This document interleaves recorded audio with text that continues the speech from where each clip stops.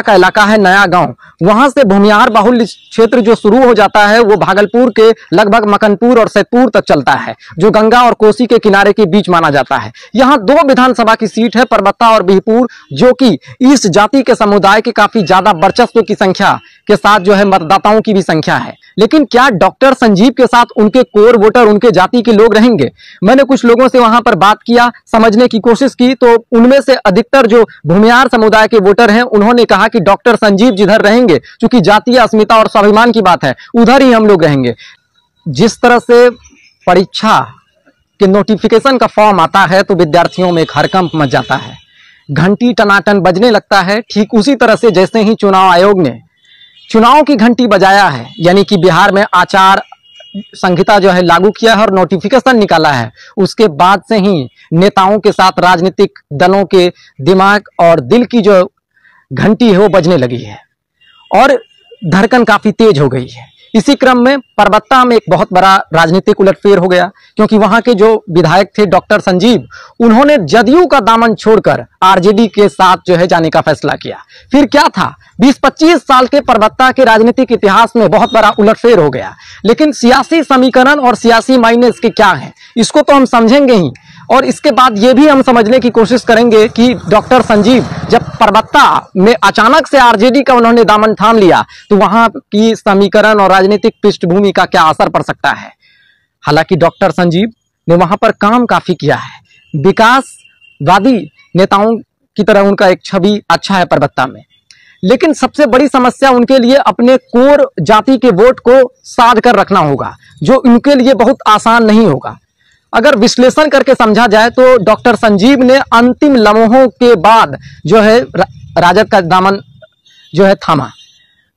अगर देखा जाए तो वो जातिगत स्थिति से भूमिहार जाति से आते हैं।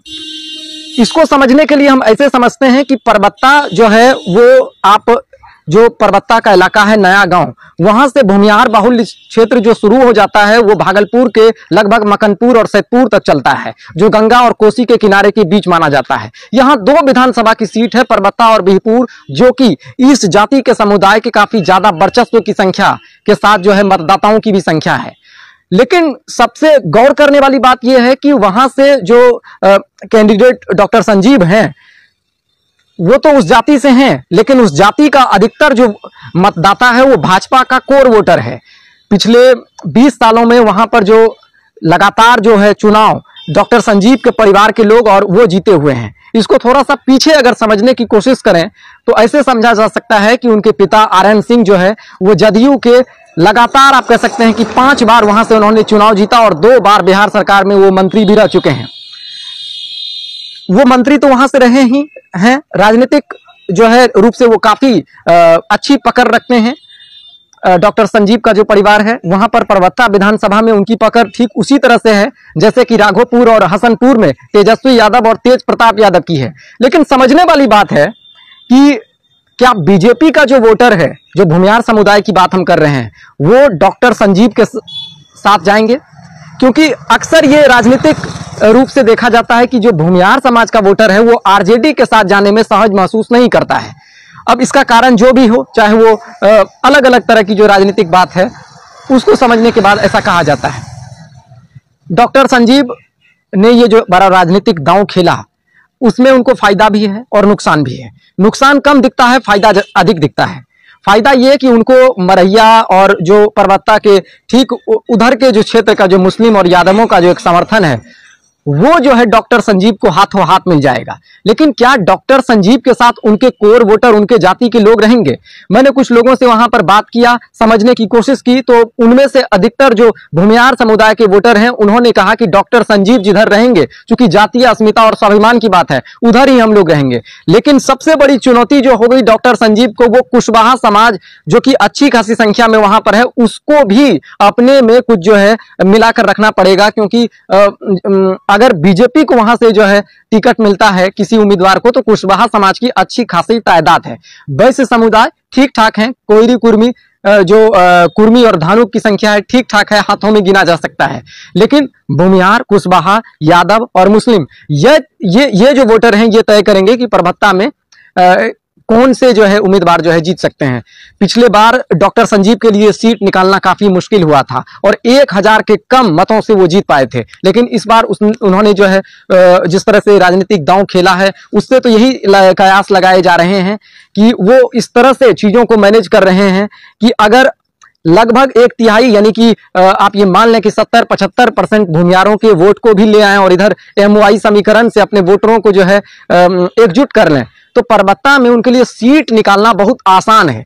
दूसरी बात, ये जो राजनीतिक विश्लेषक कहते हैं कि अगर ये सीट जदयू के खाते में NDA की तरफ से जाता है तो फिर डॉक्टर संजीव को वहां से जीतने से कोई नहीं रोक सकता है, क्योंकि जो भूमियार का मत है वो ये जो 70-75% लोग हैं वो 90 और 95 यानी 90-95% में भी कन्वर्ट हो सकते हैं डॉक्टर संजीव के लिए, मतलब एक मुश्त उनको समर्थन दे सकते हैं। क्यों ऐसा दे सकते हैं कि जो अधिकतर उस समाज के मतदाता हैं उनको नीतीश कुमार से, जो जदयू की नीतीश कुमार है उस पर उतना ज्यादा भरोसा है नहीं, क्योंकि वो चुनाव के बाद पलटी मार लेते हैं, क्या पता फिर RJD के साथ चले जाएं।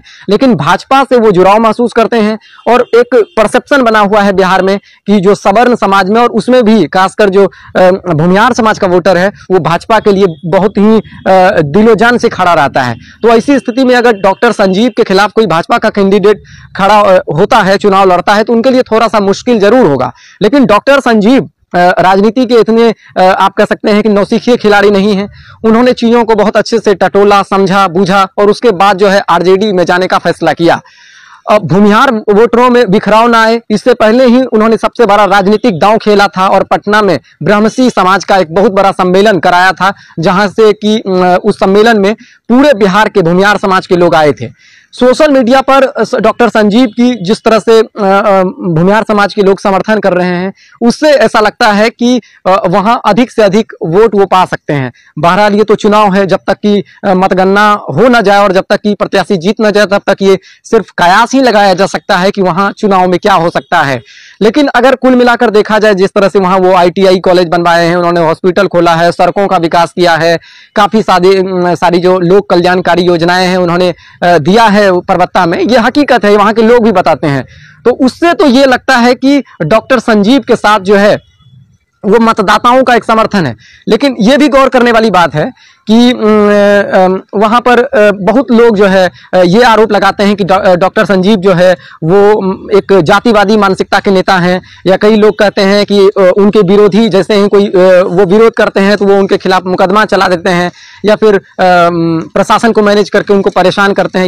ये सब चीजें जो है कुछ कथित तौर पर ये आरोप कई लोग लगाते हैं, लेकिन ये आरोप कितने जो है जमीनी है, कितने विश्वसनीय है, इसको तो जो है समझना बहुत मुश्किल है, इसकी पुष्टि हम नहीं कर सकते हैं, लेकिन विरोधी ऐसा कहते हैं। हालांकि डॉक्टर संजीव को जब से RJD में टिकट मिला हुआ है तब से जो है RJD के नेता भी थोड़े से जो है असहज महसूस कर रहे हैं और उनके विरोध के स्वर हैं। लेकिन कुल मिलाकर अगर देखा जाए तो यहां पर तेजस्वी यादव ने डॉक्टर संजीव को टिकट देकर एक ऐसा राजनीतिक दांव जो है खेला है जिसमें कि ये बताया जा सकता है कि अब RJD उस जमाने की पार्टी नहीं रही जो भूरा बाल साफ करके जो है राजनीति में आना चाहती है। वो A to Z फॉर्मूलों को जमीन पर उतारना चाहती है और इसका असर जो है डॉक्टर संजीव और भी कई विधानसभा में ऐसा देखा जा रहा है कि वो टिकट दे सकते हैं और देने की स्थिति में है।